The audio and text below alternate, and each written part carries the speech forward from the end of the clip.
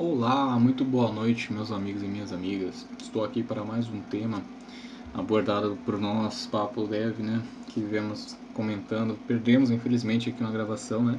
Mas estou regravando aqui para poder apenas passarmos o conteúdo e seguirmos, né? Em diante para conteúdos mais relevantes. Hoje, então, abordaremos o tema sobre texturas e layouts. Começando aqui, né, temos um quadro de exemplo no qual a gente apresenta uma divisão, né, entre as texturas reais e texturas criadas, representando então nas reais a endógenas e exógenas, e passando no quadro de baixo representação de texturas e texturas imaginativas na parte de texturas criadas. Prosseguindo, a comunicação visual, como ela é importante, né? Vamos aqui ver breves análises técnicas referente a isso. Áspera ou lisa, acolhedora ou espinhosa. A textura é característica das superfícies que alude, né, ao sentido do tato. Então, na comunicação visual, né, as texturas reais são aquelas que nos lembram coisas que têm relevos, né, partes mais realistas. As texturas reais dos objetos. Endógeno, representando elementos intrínsecos à própria natureza do material. Exógenos, elementos intrínsecos à própria natureza do elemento. Então aqui a gente tem um simbolismo melhor das texturas reais, né, que representam características táteis de tanto visual quanto tátil real de um objeto.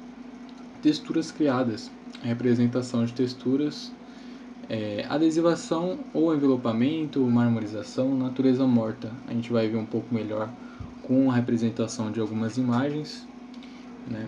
Deixe seus comentários a respeito do que vocês já conhecem referente à textura ou já tenham tido usado, né? Adesivação e envelopamento são texturas criadas, né? Então, aqui em texturas imaginativas, a elaboração sem a preocupação de representar qualquer textura. Então, é algo mais despreocupado, né? Algo que vem mais padronizado, acredito. Vamos lá, aqui, ó. Exógenas. Nas texturas exógenas, resultam em variação do modo como percebemos a sua superfície visível.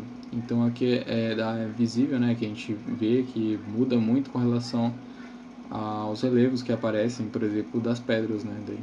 Fatores externos ao material. Então tudo que é de fora, né, a gente percebe que é algo que transcende a pedra aqui no exemplo, né, passa fora dos ângulos. Então endógenas. Texturas endógenas resultam da ação produtiva do ser humano. Então aqui temos o primeiro quadro exemplo, né, são panos, né? O segundo são fibras de madeira entrelaçadas e no terceiro ali a parte metálica, tudo que se refere a aspecto estético, né, metálico. Aqui texturas industriais, né? Falando o procedimento ali das de madeira, né, se refere ao jeito que é traçado, né? Isso caracteriza esse tipo de textura.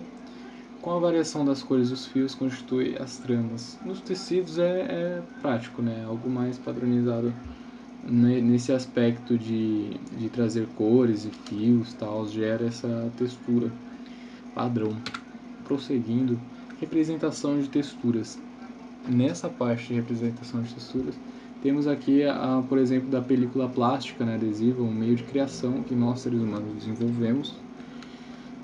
Prosseguindo na segunda, a gente tem um breve exemplo de uma natureza morta, né, que seria, por exemplo, da porta. Ela tem, para constituir essa mesma textura da porta, né, se encaixar com, por exemplo, ali do lado né, resultado da liberdade, né, Estátua da Liberdade, é algo que demora muitos anos, né, para decompor a tinta, o tanto ela, a reação dela com o material, que ocasiona um fator químico, né, que gera esse aspecto, essa textura, esse relevo, todo esse ambiente, né, ali no cenário.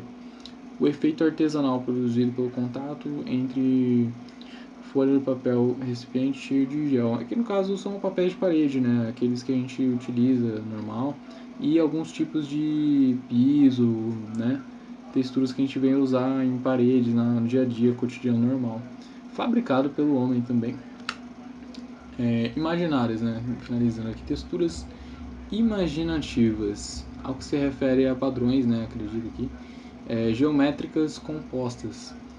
Então aqui a gente tem linhas regulares, tal, são texturas que são tipo padrões, sabe?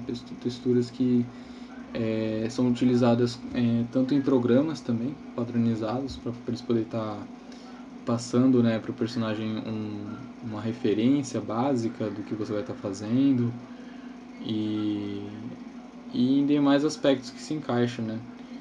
E aqui texturas criadas com linhas livres. Relembrando um pouco aqui também, né, um pouco de textura com roupas do exército, né, coisa de câmera infravermelho, texturas livres, né, pode-se dizer, que estão fora de ângulos, aspectos, que é considerado texturas também. Eu estou deixando aqui a fonte, né, referente ao artigo aqui, o local, né, de onde buscamos as informações. E prosseguindo aqui, finalizando, vamos falar sobre layout, né? O sistema de movimentação, né? É interessante falar sobre o sistema porque ele é algo que no front, né, muda muita coisa dependendo da maneira como você trabalha, como você escreve os códigos, relacionando a elaboração estruturada e CSS com divisórias customizadas.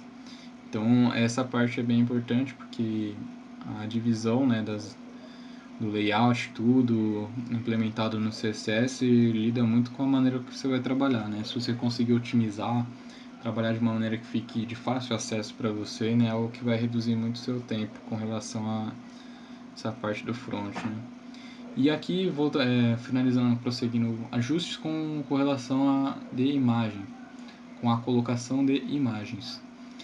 Eu tive alguns problemas com relação ao meu projeto sobre isso, né, e algo que eu acho interessante comentar aqui, porque nas imagens é algo que se você não deixar no responsivo, como irá ficar o seu layout, né, na implementação de um aplicativo, por exemplo, ele não se ajusta, né, é algo que fica fora, desenquadra e não fica bem visualmente falando, fica cagado, resumindo.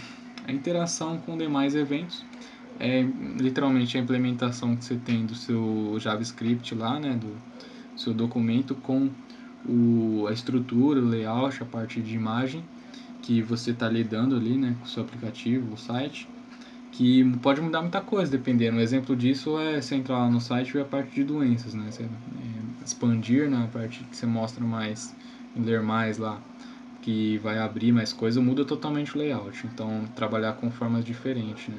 Aqui, né, só uma última reflexão sobre isso, é que tal flexibilidade normalmente reduz a eficiência, pois tem alto custo. Ao que se refere aqui, né, mais o tempo que você vai passar para poder desenvolver essa flexibilidade, né? Quanto isso vai custar, né, em tempo que você vai ter ali, que é algo que vai determinar, por exemplo, em como mais rápido você vai terminar um projeto e claramente impacta na qualidade, né? E é isso aí, deixe seu comentário, espero que você tenha gostado desse conteúdo. Deixe sugestões para o próximo vídeo, né? Dê o like e se inscreva aí para acompanhar novos conteúdos. E aqui está um link de referência, né, para essa reflexão. E finalizando aqui, né, eu gostaria de mostrar um exemplo na prática, né, feito em um jogo, por exemplo, aí, né, um breve modelo aqui que eu andei fazendo, para poder só mostrar a prática aplicada, né, um exemplo aqui em materiais de jogos criados, que é um material, uma textura simples está aplicada ali, que aqui eu coloquei um evento que ele muda, então você vê uma textura totalmente diferente em cada quadrado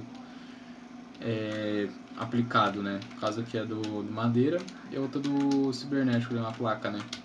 Placa cibernética, por exemplo. Então traz um aspecto totalmente diferente, tipo algo que assemelha mais a madeira, algo que assemelha mais a placas, né? Espero que vocês tenham gostado desse vídeo e até o próximo papo. Tchau, tchau.